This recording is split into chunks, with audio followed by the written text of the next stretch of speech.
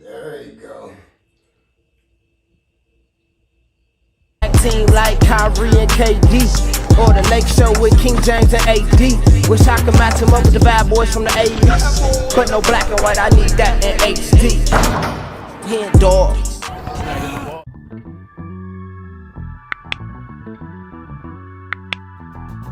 Yo, what's good, y'all? It's your boy HenDawg, and we back to it. You know how we do it. Damn, I feel like I haven't said that in a long time, man. I miss it. I miss y'all. I know. It's been about a month or so since my last video, but I'm back. I've had a lot going on, y'all. Nothing bad. You know, it's good busy. So that's good. You know, doing a lot of different social media stuff, more than just YouTube. So, you know, but I will never, ever, I will never stop doing my YouTube, y'all. Trust me. I'm gonna be 50 years old in this chair, you know, doing these YouTube videos. But before we get into it, make sure y'all subscribe to the channel, because some people ain't never even seen me before. They're like, bro, why are you telling me, you know, you ain't been on here in a while? I don't even know who you is. So make sure y'all subscribe to the channel if you don't know who I am. Go ahead and like this video if you like it, and go ahead and write something in the comments. I know y'all see the title. I know y'all see it. And I hope that y'all have seen episode 1 of Winning Time so far. You know, it's kind of weird right now because I'm not really allowed to promote it because we're on strike.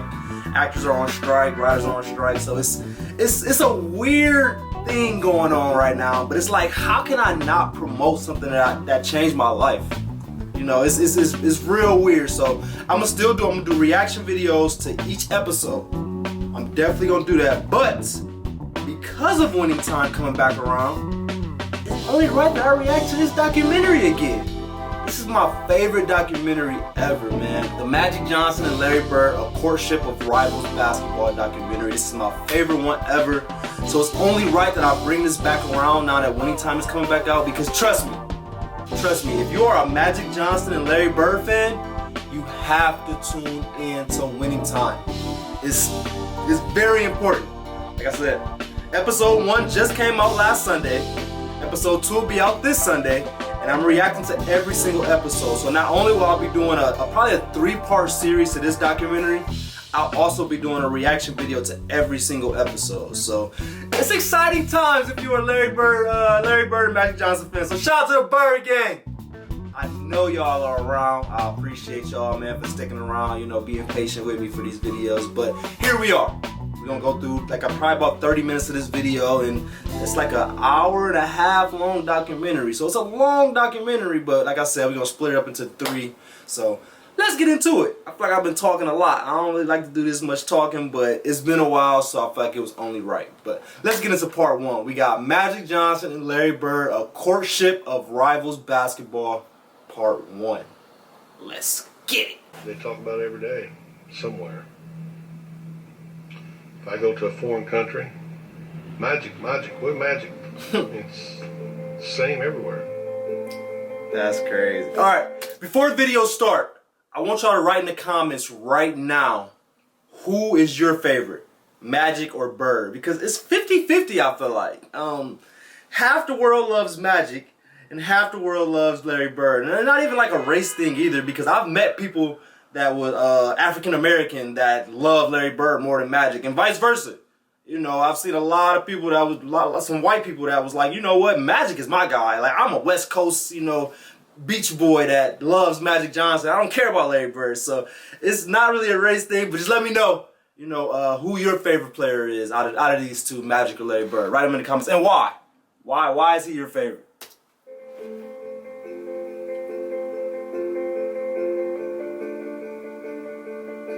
Lansing, Michigan? French Lick? We don't have to see each other.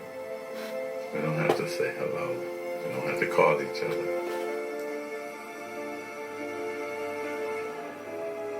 That's my main competition. It's always been like that. You know you got this tight bond with this cat, and you don't have to see him for a year or 2.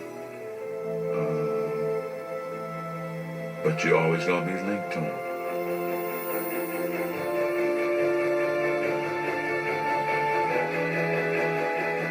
got this connection that's never going to be broken. Right to our graves. They'll be talking about this 100 years from now. For sure, for sure. We still talking about it 40 years from now. Damn, it's been 40 years since they played? That's crazy, right? 1980 was over 40 years ago. Let's get to it. Laker gang, where you at? Here, in Salt Lake City, Utah, on the night of March 26, 1979.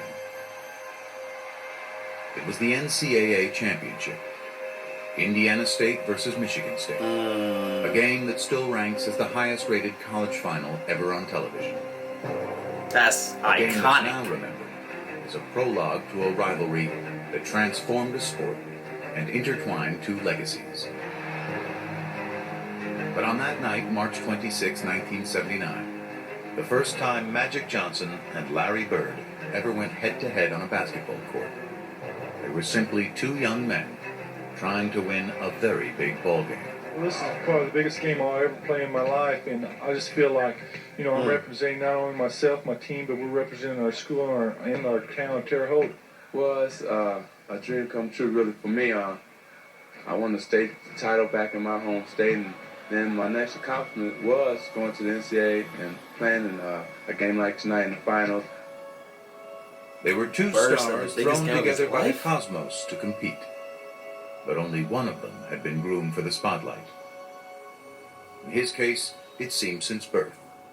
I think his upbringing in East Lansing really put that smile on his face in the beginning, and it never came off. Born August 14, 1959, Irvin Johnson grew up in Lansing, the gritty industrial capital city of Michigan. Raised under this little roof, he was one of Christine and Irvin Johnson Sr.'s 10 kids. Christine was a school custodian, while Irvin Sr.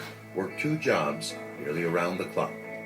My father, he got up early every morning, 6 o'clock or so, and he went to work on his trash hauling truck every single day. Around noon, he would come home, catch a nap, and then he worked for General Motors for 30 years. And he won an award for never being late and never missed a day.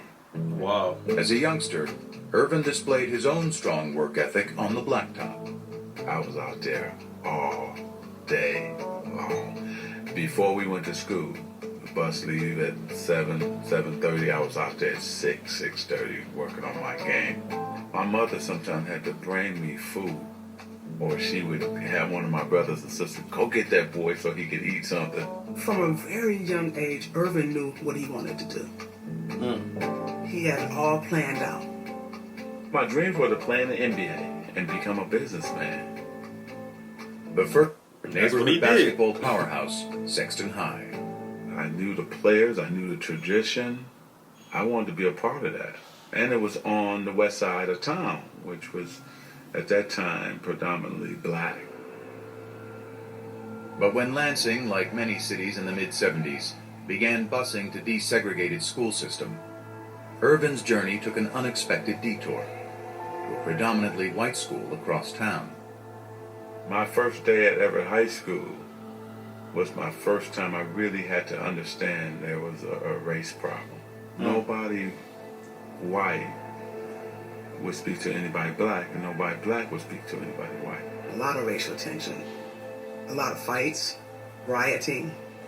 They didn't want minorities there. He kind of shrugged it off, and basically his attitude was, okay, well, I'll overcome this. Whenever there was any racial problems, the principal would get Irvin and go talk to these kids. I can just see him with his big hands. Calm down, just calm down. He'd break up fights. Talk with his friends, tell him, let it go. We can't fight about everything. Let's just chill. Let's play basketball. And there was no dispute over Irvin Johnson's ability to play ball. His talent was so great that soon after his varsity debut, a local reporter, dazzled by his exploits, gave the budding star a nickname. Match! In the beginning, I thought it was foolish and dumb. I didn't know nothing about a nickname. Then what happened was, you start saying, wait a minute, it fits my game. Hanging out with my boys on the street corners, we used to sing Temptation songs. they started saying, "Hey man, Magic, that's cool." And then people on the street started saying, "Hey Magic," and I said, He bought into it, and I think he felt he had to kind of live up to that name. So yeah, so Magic was one person, and Irvin was another guy. Like these were two separate people right here. You know, I think Magic was kind of that killer type. You know, he wanted to like, you know, rip your heart out. You know, kill you on the court. He didn't really want to, you know, just, you know, come up and shake your hand. Where I think Irvin was more like the mild manner. He was the one that was trying to calm down the fights and everything. So I think that was the two differences. Let me know if I'm wrong on that, but that's kind of how I feel about Irvin and Magic. But let me know. And I must say that he did. He loved it. The more attention he got, you know, he wanted attention from anybody he could get it from. Yeah, it does. I really love the game, and I just want to win. Gets it over and back, and he jams it through. Irvin Johnson. Irvin loved to dress. Nice sandal belt pants and overcoats with the fur around the collar. Always had to have his afro blown out. He had to look the part, play the part. Irvin was the first guy to have a posse. A posse. A lot of black kids, yeah, a lot of white kids, and hanging around him. So basically, Magic was Hollywood before he even got to Hollywood. I didn't really notice that. I thought LA kind of turned Magic into this guy, but no, he was already this guy that wanted to be in the spotlight, wanted to dress good, you know, wanted to be around a bunch of people. Like he'd been had that mentality before he got to LA. So that's actually pretty interesting. Where Larry Bird the opposite. Like, "Hey man, we're having a kegger tonight. Won't you come on by?" And I'm saying, "What's a kegger?" So he said, "Well, what it is, we get this big keg of beer, and you just go for it." Okay. Well, what time does the kegger start? Because regular party time in our neighborhood is 10, 11 o'clock. The kegger starts at 7. I said, "The party starts at 7 o'clock?" And I said, "Okay, man, I'm going to come to the kegger." We had a good time. The music was kind of bad, but we had a good time, you know. Sound like my college. His senior Shout out year, to BG. Johnson did it ever what he had planned to do at Sexton, win the state championship. Oh, he was in high school. When I'm it tripping. came to choosing a college, he decided to stay where the love would be assured. Right Home there, though. in Lansing. Next year, I will be attending Michigan State University. Quick side note. At Bowling Green, my sophomore and junior year, we played against Michigan State. I played at Michigan State, and Michigan State came to Bowling Green. We lost both games, but hey, I just want to throw that out there. At MSU, Magic's star quickly went national. But atop the college game, he soon discovered a certain presence beside him. Bird gang, bird gang. The Where first y'all time at? I saw Larry Bird was actually in a magazine. Saw his stats. Blown away by his stats. But let's see if he can really do it against us. And that's always a mindset of black players if he's a great white player. In 1978, after his freshman year, Magic would quickly find out, when both he and Bird were chosen to play for Team USA in the World Invitational Tournament. They would put Larry Bird and I on the same team together to scrimmage, right? It was blowing my mind because he's dominating Jack Givens, Player of the Year in college basketball. Larry Jack Givens Bird was nice, y'all? Eating him alive. Bird was eating him I alive. couldn't wait to call home to tell my boys, man, this dude named Larry Bird is for real. This is the baddest white dude I've ever seen in my life. Well, I thought he was very good. There's no question about it. I thought he was probably the best guard on the team. Irvin Johnson, look at that. When you say best player, I like that, Larry. But you could tell. I think our first game was in Kentucky. We got about a 10, 12-point lead. Man, they put us in. Went to 25, 30, just that fast. Fast break again, 3-on-2, Griffin. By Larry Bird. Take us out, the lead go back down, put us back in. That's Bird and Johnson. The show started again. When you play with Magic, there's just something about it. You want to make that extra pass. You want to get that rebound and start the break. We came down a couple times. I go behind my back, no look to him. He no look back to me. It's contagious. I said, oh man. Unselfish basketball is contagious. If you got people out there on your team, this is a teaching point. Y'all know I got to give y'all my teaching points for every video. When you play on a team, a good team that loves to share the ball, it's going to be contagious. Everybody's going to want to share the ball. But if you got those couple players that's cancers on the team that, you know, feel like they out there fishing for shots, then you're going to have other players out there trying to fish for shots because they feel like they won't get the ball. So, you know, playing with Magic, I can only imagine. Playing with Larry Bird, man, I know that was probably one of the best times ever. I wish I could have played with them. I would have had a ball playing with them. Oh my God, right back. Right back. This guy got game. They had some wonderful moments on the court, but they probably spoke to each other 4, maybe 5 times during that entire time period, and it was more like, hello, how are you this morning, Larry? I'm good, Magic. What'd you have for breakfast? Don't remember. Have a nice day. Don't remember. But have such a nice curtness day. was hardly strange coming from Larry Bird, who is not only one of college basketball's best players, but also its biggest enigma. I think he was a mystery to the extent that What do enigma he mean, wanted y'all? to be a mystery. He didn't enjoy doing interviews. He didn't go out of his way to do them. He wasn't particularly good at them. He was kind of like, hey, this is who I am. You want to know who I am? Watch the game. That's who I am. I start to read materials that you're very quiet and you don't enjoy talking to newspaper people. Well, you know, there's different kind of newspaper people. There's people that try to push you. You know, the people try to get things out of you. Things don't even pertain to basketball, and then the type of people I like to stay away from. He didn't want people talking about his family. He didn't want his mother to have to deal with that, or his siblings to have to deal with that. You got to remember where Larry came from. You know, Larry was raised in a 2 or 3 room house on a railroad track. Their family probably lived on $50 a week. He was raised tough. Larry Joe Bird grew up in southern Indiana, in the twin towns of French Lick and West Baden. The Valley, as locals call it, was a tough working-class area. Tiny and remote, it was one of the poorest places in the state. I didn't know that people made millions of dollars. I didn't know that everybody had a family car. I was in my own cocoon. I was in a small town with the people I knew, and I thought I'd live there for the rest of my life. Arriving Pearl Harbor Day 1956, Larry was the 4th of 6 kids born to Georgia and Joe Bird. Early on, he and his older brothers earned a reputation around the valley. We were always considered troublemakers. We're either fighting amongst ourselves or there was always one of us fighting somebody. Larry was always one that kind of instigated things. You know?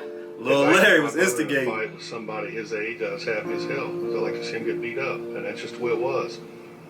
If I got in a scrape with some kid and my brothers didn't come to my side, they knew that when he got home, my dad was going to whip him. That's how it's supposed to be. Larry and my dad were best of friends. They done everything together. When my dad would go out to my grandma's house, Larry would always go with him. They'd go fishing, do a lot of things together. But Joe Bird also had a darker side, stemming from a traumatic tour of duty in Korea. Larry remembers waking up in the middle of the night hearing his father's blood-curdling screams from the nightmares he had had from the war. What happened to his father in the war affected his entire life. He was never able to quite get rid of whatever those demons were. A talented craftsman, Joe Bird struggled to hold steady jobs. And even when he was working, his demons would, on occasion, drive him to the bottle. There were times when Joe went out with the guys and had a few beers and the wages didn't come home that night. And that didn't happen every day. It happened once in a while. But when money is as tight as it was for the Birds, once in a while was a major problem for their family. Somebody let me know in the comments. I mean, I know it's a real thing. I would be crazy to say that that's not real. But I want to know a little bit why. Why do you guys think that, you know, a lot of Navy, Army, just military people in general, when they come back, they have so much PTSD? Like I get it, you know, you're working in that environment for so long that you see a lot, but how are you not able to turn that off? Like I probably sound hella dumb, I know, but I just want to kind of talk about this, and hopefully it might help somebody. It might help somebody identify it and be able to turn it around. So kind of let's talk about it in the comments, like what probably goes on with people that went to the military that they can't come home, and like Larry Bird's dad's just screaming in the middle of the night thinking about things, where he's just in his bed, like the Navy is over, Army is over, whatever he was doing, it's over with now. So he should be able to have peace with that, but for some reason a lot of people can't. So let's talk about that in the comments. Why do you think people struggle with that so much? My mom sometimes worked late, and sometimes she had 2 jobs, but that's the way it was. I worked at school during my lunch hours, worked at the local grocery store, put up hay in the summer. I mean, if you wanted money, you had to get it on your own. Gotta get it. To young Larry, actions spoke louder than words. He was very quiet, kind of hung to himself a little bit.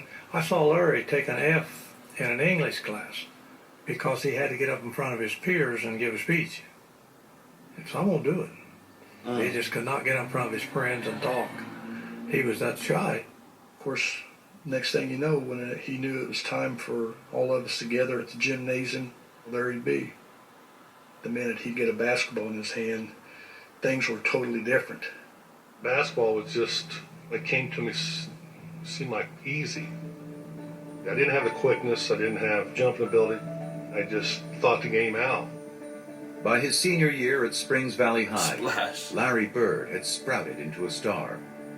But Bird was from the Valley, hardly a hotbed of talent in the big-time world of Indiana hoops. Let me know in the comments if any of the Bird gang would like any of those Valley High School Larry Bird jerseys.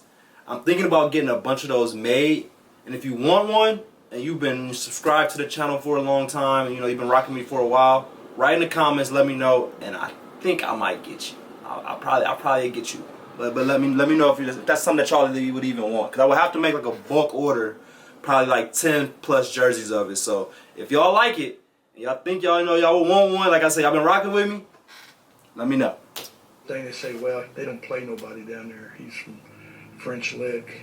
They don't play those jerseys right there. I think that put a chip on his shoulder, always having to prove who he was and how good he was.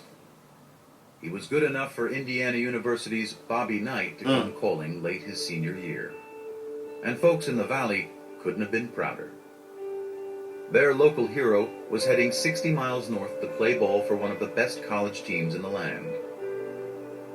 Once I got to IU, it didn't take long to realize that I was out of my cocoon, had over 30-some thousand students, that I didn't have the funds. First week and a half, I thought, man, this ain't gonna work. How far is that from French Lick, y'all? After 24 days. Put my mother down. She didn't talk to me for 2 months. But it didn't matter what other people said. To this day, I don't care. Respect that, man. Back in French Lick, Bird took to working for the city, hauling trash and painting park benches. Meanwhile, by that winter, his father's demons had taken him to an even darker place.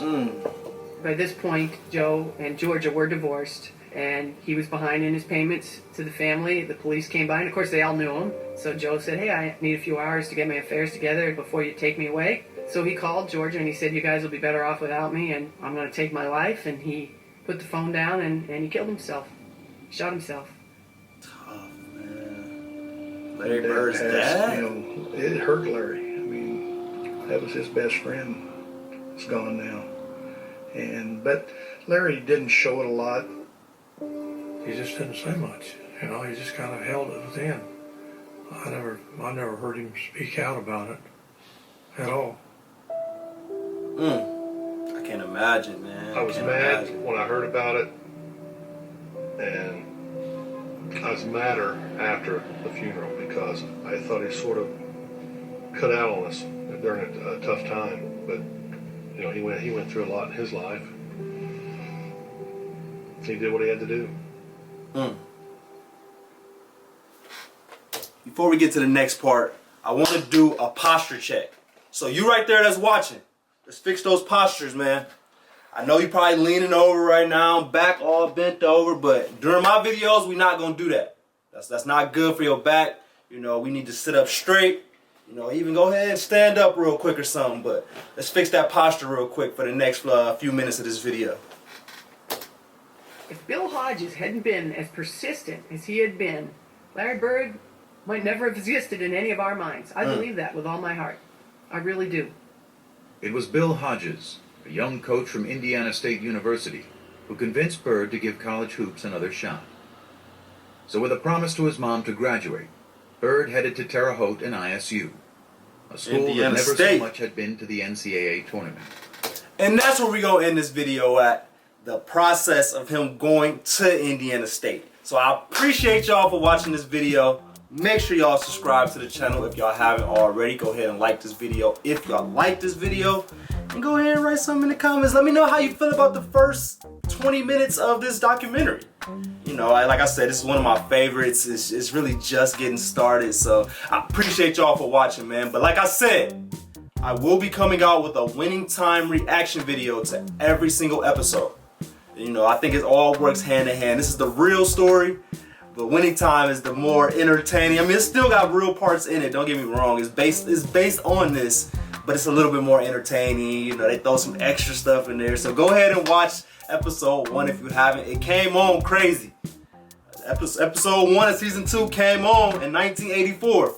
So if you know your basketball, then you're gonna know 1984 was crazy. But I appreciate y'all like always. We out. I don't know which. That's a little blurry. But that's damn sure him.